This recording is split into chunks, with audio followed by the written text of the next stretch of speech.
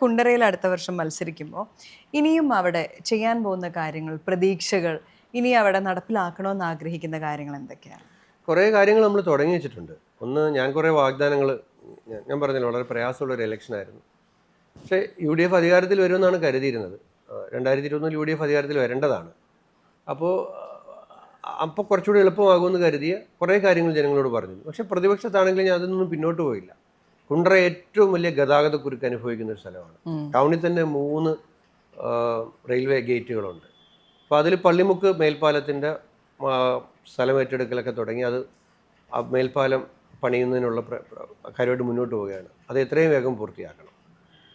അതുപോലെ തന്നെ പിന്നെ കുടിവെള്ള പദ്ധതികളുമായി ബന്ധപ്പെട്ട് കുറേ കാര്യങ്ങൾ തുടങ്ങിയിട്ടുണ്ട്. അതെല്ലാം പൂർത്തിയാക്കണം. അതുപോലെ തന്നെ അവിടെ KSRTC സ്റ്റാൻഡ് ഇല്ലാത്തൊരു സ്ഥലമാണ്, ഡിപ്പോ ഇല്ല. അപ്പോൾ അതിന് നമ്മൾ പണം അനുവദിപ്പിച്ചിട്ടുണ്ട്, 5 കോടി. സ്ഥലം ഏറ്റെടുപ്പും മറ്റ് നടപടികളൊക്കെ ആയിട്ട് മുന്നോട്ട് പോവുകയാണ്.